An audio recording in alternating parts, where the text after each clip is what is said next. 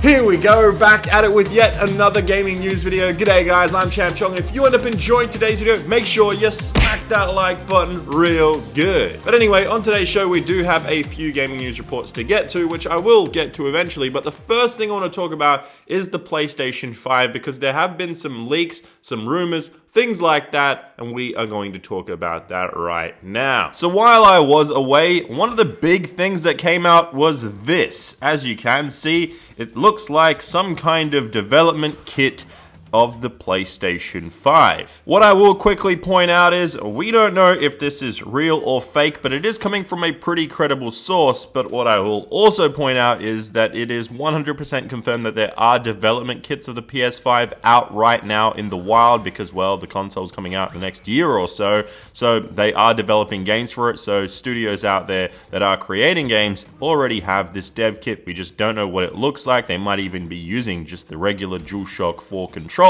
But that's the thing right here. The PlayStation 5 DualShock 5 controller has been rumored to look like this. So this was taken recently too, and you can see it right here. It looks pretty damn interesting. It seems to just have a completely different shape. The thumbsticks are just completely different too. They look really small for some reason, unless the controller got bigger and the buttons got bigger.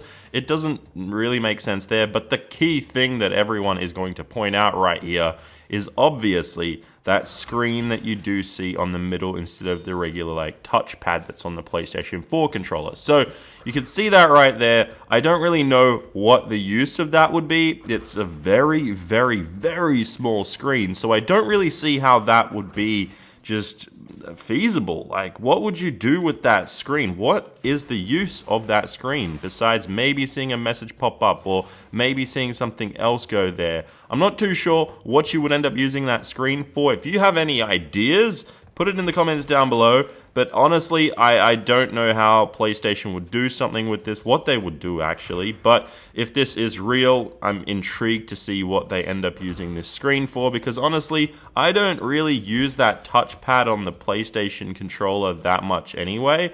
So I don't really see the point of putting that in there. Maybe save a few dollars, drop the price of the console if it does cost quite a bit to implement that kind of stuff. Just have a regular controller. The regular buttons, you don't need something in the middle to get all crazy and gimmicky that maybe you put into 5 launch games.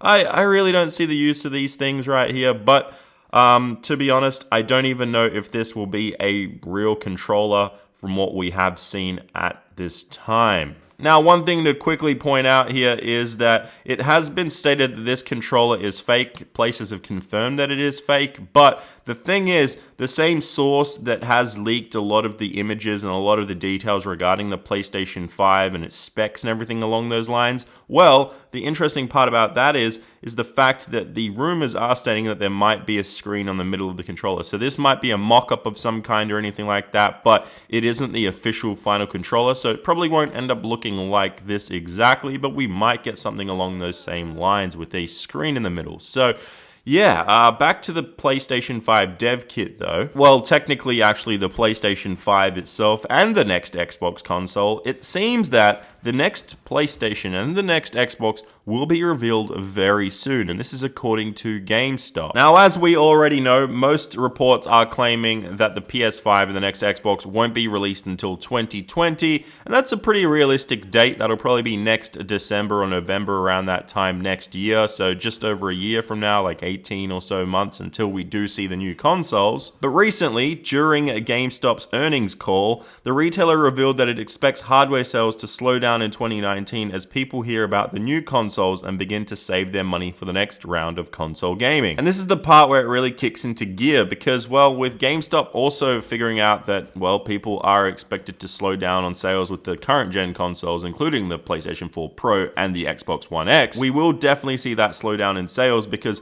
this year at E3, Xbox will most likely reveal the first stage of its new console that will come out, and then they'll probably do an extra show maybe in a few months after that. And then on top of that, PlayStation aren't even at E3 this year. They're expected to do something completely separate from the event, but around that same time, and that will most likely be the reveal of the PlayStation 5 console. So it's really exciting times. I'm really excited about this stuff, and yeah, let me know your thoughts in the comments down below. But now, we are going to move on to the next piece of news on today's show, and it's that the next Assassin's Creed game is reportedly set in the Viking Age, and this is pretty damn awesome, especially since Ubisoft have experience with Viking games such as For Honor. Now, to clarify, this hasn't officially been confirmed by Ubisoft, but the leaks are suggesting that the game is set in that Viking setting. The game is actually expected to launch in 2020. Now, in 2019, we will see the release of a remastered edition of Assassin's Creed 3 and Odyssey's Fate of Atlantis episodic DLC. So we won't see a completely brand new Assassin's Creed game this year in 2019, but next year in 2020 is when we will see that brand new Assassin's Creed game, which will be an Assassin's Creed game based on a Viking era. And the crazy part about this is the way this was kind of found out was through posters in The Division 2. Now, a YouTuber known as Jaw Raptor, I believe is his name, he noticed numerous Viking posters located in The Division 2's event center seem to feature Norse god and traveling, holding like just a bunch of crazy stuff around the game there. And he put all the pieces together and all that stuff, and basically it leads to the next Assassin's Creed game being set in the Viking era. And to be honest, I'm actually pretty damn excited about that next Assassin's Creed game being set in something completely different to what we've seen, and they've been doing that, and I like that they're not kind of just going, oh, this Assassin's Creed game did really well in this setting, let's make kind of a sequel to that specific setting. And they're really just jumping all over the place in different times, different settings, and it's just getting very creative, and they're taking their time with Assassin's Creed titles now.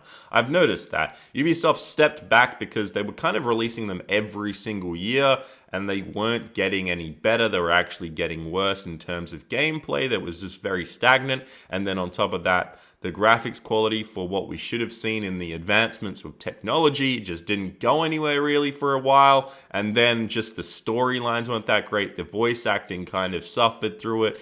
Just the overall writing of the game, because it is all story-based mainly, it just suffered overall coming out every single year. And now we're seeing a lot more creativity, a lot more attention to detail coming through with these new Assassin's Creed games being released every 2 or so years rather than every single year. So I'm definitely excited to see what the Ubisoft team ends up doing with this new setting, if it actually ends up being that setting, because I'll be upset now if it isn't that. But then again, they could shock us and come out with like a Japan setting or something, which would be crazy. So anyway, let's move on to our final news report on today's show. And it is some more sad news for the biggest retailer of video games, GameStop, over in the United States, because, well, it looks like PlayStation is removing its digital codes from GameStop stores for the PlayStation 4. Now, this was announced by PlayStation in late March, just over a week ago, and Sony announced that they would no longer be selling PlayStation 4 digital download codes in stores at GameStop. The only way that you will be able to get those digital download codes will be purchased via the PlayStation Store. Now, in a recent GameStop conference call with investors, GameStop addressed the issue of the PS4 download codes no longer being available at their retail locations. And the big question here was, would it impact their sales? Would it impact their stock? What would happen here since they will no longer have those download codes available to buy at stores?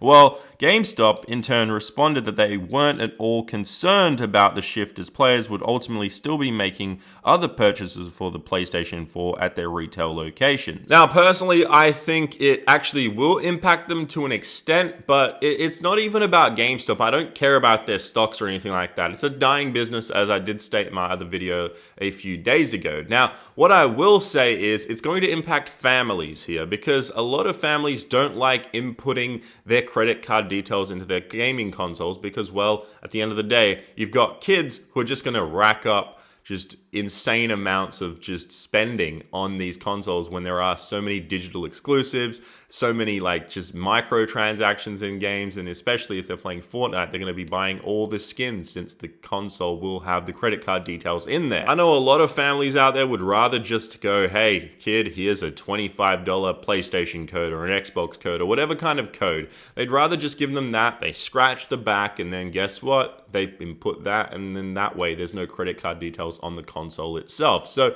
it's going to definitely impact a lot of families like that want to go out there. So they'll go somewhere else to find those codes if they do end up still producing those codes in other stores. I'm not sure exactly what PlayStation's plans are, but definitely in the United States in GameStop, they're going to be gone from now. I think it's the final stock that is there. So make sure to stock up on those if you are one of those people that want to just stock up on game codes rather than putting your credit card details into your console. But yeah, anyway guys, that pretty much does it for today's gaming news. Hopefully you did enjoy today's video. I might have another video out later today. I'm trying to figure out what times to upload and all that stuff. But anyway, if you did enjoy this and you're enjoying the comeback of all the daily videos, make sure you smack that like button real good. And as I always say, if you are a brand new viewer, make sure you click that subscribe button with the notification bell on. And yeah, I will see you guys in the next video.